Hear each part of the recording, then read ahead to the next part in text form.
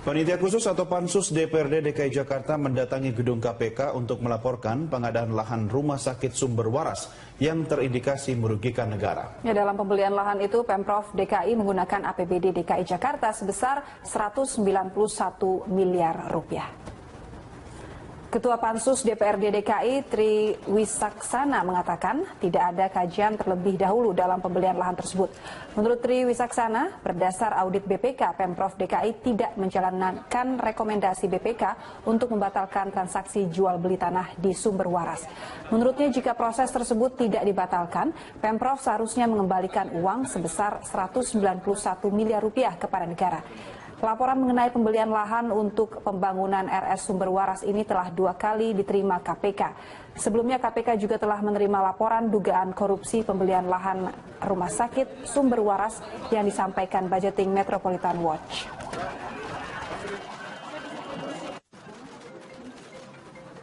Intinya adalah bahwa kita mendapatkan mandat untuk menyerahkan laporan rekomendasi dari Pansus kepada aparat penegak hukum termasuk KPK ini, khususnya terkait dengan temuan pengadaan tanah di Rumah Sakit Sumber Waras dengan indikasi kerugian yang sangat besar, 191 miliar rupiah.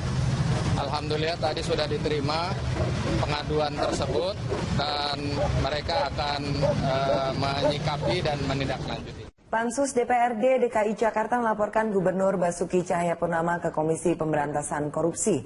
Pelaporan itu terkait pembelian lahan rumah sakit Sumber Waras di Grogol, Jakarta Barat yang diduga terdapat kerugian negara. Informasi selengkapnya akan disampaikan oleh reporter Erik Himawan dan juru kamera Eka Pamungkas langsung dari KPK. Ya, Erik, apakah Pansus DPRD DKI Jakarta sudah tiba di gedung KPK, Erik? Ya, tadi Pansus DPRD DKI Jakarta terkait pengadaan lahan dari Rumah Sakit Sumber Waras itu datang ke KPK sekitar pukul 10 pagi tadi. Tadi ada beberapa anggota dan ketua Pansus seperti Tri Wisaksana dari Partai PKS dan juga ada anggota dari Pansus ini yaitu Prabowo Sudirman dan juga ada Abraham Lunggana ataupun yang biasa kita kenal Haji Lulung dan juga ada Muhammad Taufik dari Partai Gerindra. Tadi ia datang ke KPK ini langsung bertemu dengan bagian pelayanan ataupun pengaduan dari pihak KPK terkait pengadaan dari lahan rumah sakit Sumber Waras pada tahun 2014 yang lalu. Ya, bisa kita ketahui bahwa kasus ini menyuat setelah BPK mengaudit dari APBD DKI Jakarta yang diduga adanya penyelewengan yang merugikan negara sebesar 191 miliar. Dan ini terkait ini, tadi juga ketua dari Pansus DPRD DKI Jakarta juga memberikan pernyataan bahwa memang saat ini mereka tidak menyudutkan satu pihak, namun ia ingin melaporkan bahwa Pemprov DKI harus berhati-hati terkait pengadaan ataupun pengeluaran uang yang ada pada Pemprov DKI Jakarta. Namun yang menariknya, kami sebelum ke KPK sempat menemui Gubernur DKI Jakarta Basuki Cahayapurnama. Ia menyebutkan bahwa kasus Pansus pengadaan lahan Sumber Waras ini ada unsur politiknya. Ia menyebutkan bahwa kasus yang pengadaan Rumah Sakit Sumber Waras ini memang sesuai dengan rancangan APBD DKI Jakarta. Mengapa dibuat pansusnya, sedangkan mengapa kasus UPS ataupun kasus uninterruptible power supply yang memang merugikan negara sebesar 50 miliar, maksud kami 50 miliar, dan sudah ditetapkan tersangka dari beberapa anggota DPRD DKI dan beberapa pejabat dari pembuat dari DKI Jakarta, dari pendidikan baik itu Jawa Barat, maksud kami Jakarta Barat ataupun Jakarta Tengah, tidak dibuat pansusnya. Dan memang inilah yang harus menjadi kritik dari masyarakat. Maksud kami siapakah yang benar dari pansus ini? Apakah terkait pengadaan lahan rumah sakit Sumber Waras ini memang benar adanya atau hanya mengada-ngada, Dias? Iya, siapapun sebenarnya bisa melaporkan ke KPK ya, Erik, apabila ada buktinya. Tetapi setelah laporan ini, pertanyaannya apa langkah selanjutnya dari Pansus DPRD DKI Jakarta? Ya, Dias, memang langkah selanjutnya dari Pansus DPRD DKI Jakarta terkait pelaporannya hari ini, tadi Ketua Pansus Tri Wisaksana tadi mengatakan bahwa Pemprov DKI Jakarta harus mengembalikan uang sebesar 191 miliar kepada dari bendahara DPRD DKI Jakarta. Dan selain itu juga tadi Tri Wicaksana menjelaskan bahwa kasus ini juga harus ditelusuri ataupun diaudit lebih lanjut dengan KPK, karena ini adalah awal mulanya adalah laporan dari investigasi dari BPK. Namun kami mendapatkan informasi dari beberapa sumber, Dias, bahwa saat ini BPK masih mengaudit terkait berapa jumlah kerugian negara yang memang saat ini dirugikan dari DKI Jakarta. Namun sayangnya dari Pansus DPRD DKI Jakarta sudah menetapkan angka sebesar 191 miliar rupiah, Dias. Baik, terima kasih Erik atas laporan Anda. Pemirsa, reporter Erik Himawan dan juru kamera Eka Pamungkas melaporkan dari Gedung KPK, Jakarta. Pemirsa, kita kembali lagi di Top News, di mana rapat dengar pendapat di kantor DPRD Nias Selatan, Sumatera Utara berakhir ricuh. Ketua DPRD Nias dan anggota DPRD Nias terlibat saling pukul.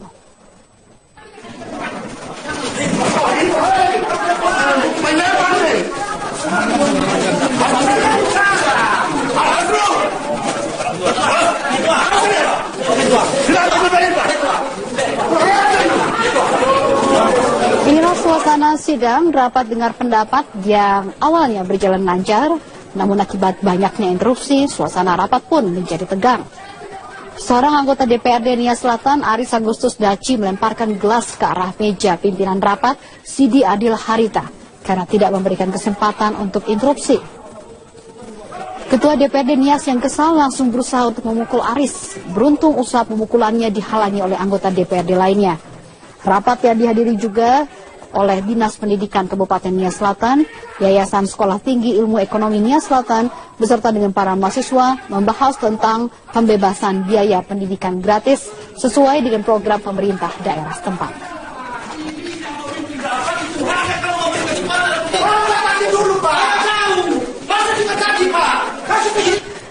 Presiden Joko Widodo merespon dengan santai berbagai kontroversi atas keputusannya bergabung dalam Trans-Pacific Partnership yang dimotori Amerika Serikat. Presiden menilai keputusan itu tidak akan merugikan Indonesia maupun hubungan Indonesia dengan Tiongkok.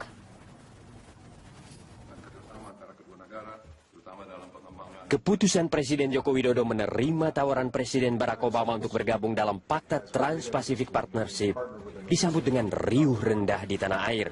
Karena khawatir dengan kesiapan Indonesia menghadapi kompetisi besar lintas Pasifik itu. Namun Presiden Joko Widodo tetap meresponsnya dengan santai. Presiden Jokowi bahkan dengan nada canda di hadapan para pemikir Brookings Institute Amerika Serikat menyatakan bahwa Presiden Barack Obama pun sedikit terkejut mendengar keputusannya untuk bergabung dalam TPP. Namun Jokowi tetap yakin dengan kesiapan Indonesia melalui berbagai gebrakan yang dilakukannya. Mulai dari percepatan pembangunan infrastruktur hingga reformasi birokrasi dan deregulasi. We announced yesterday our intention to join the Trans-Pacific Partnership, TPP. To be honest, I think President Obama was a little surprised. Menurut Presiden Jokowi, keikutsertaan Indonesia dalam Fakta Trans-Pacific Partnership tidak akan mengganggu hubungan Indonesia dengan Tiongkok. Karena Indonesia juga memandang Tiongkok sama seperti Amerika Serikat dan negara lainnya sebagai mitra yang penting bagi Indonesia. Perjanjian perdagangan Trans-Pacific Partnership yang telah disepakati 12 negara pada 5 Oktober 2015 merupakan yang terbesar dalam sejarah. Karena mewakili sekitar 40% PDB dunia atau sekitar 28 triliun dolar Amerika. Namun peluang itu menuntut persiapan yang matang dari Indonesia, karena kesepakatan TPP itu mensyaratkan penghapusan tarif dan kuota impor, pemangkasan regulasi yang membatasi investasi, standarisasi ketenaga kerjaan, properti intelektual dan perlindungan lingkungan hidup, membebaskan alur data di antara sesama anggota TPP, serta mencabut keistimewaan yang diberikan kepada BUMN melawan pesaing swasta. Di Washington DC, Presiden RI Joko Widodo menyerukan agar semua pihak yang terkait dengan pulau sengketa di Laut Tiongkok Selatan agar menahan diri. Bagi Tiongkok dan blok regional Asia Tenggara perlu memulai diskusi tentang substansi kode etik wilayah. Development in the South China Sea also capture our attention. Tensions in the area must be diffused through peaceful means, especially based on UNCLOS. Indonesia is not a party to the dispute, but we have legitimate interest in peace and stability there. That is why we call all parties to exercise restraint and refrain from taking action that could undermine trust and confidence and put at risk the peace and stability of the region. Presiden Joko Widodo pagi tadi tiba di Bandara Internasional Sultan Mahmud Badarudin II, Palembang, Sumatera Selatan. Ya, Presiden mempersingkat kunjungannya ke Amerika Serikat karena bencana kabut asap yang memburuk di tanah air. Pesawat kepresidenan yang membawa Presiden dan sejumlah Menteri Kabinet Kerja tiba di Palembang sekitar pukul 8.30 waktu Indonesia bagian Barat. Presiden Joko Widodo akan berkantor di wilayah yang mengalami kebakaran lahan dan hutan di Sumatera Selatan. Dengan didampingi sejumlah menteri seperti Menko Polhukam, Menteri Pendidikan dan Kebudayaan, Menteri Kesehatan, Ketua BNPB dan pejabat di Sumatera Selatan melakukan rapat terbatas di ruang rapat VVIP Bandara Sultan Mahmud Badarudin II, Palembang.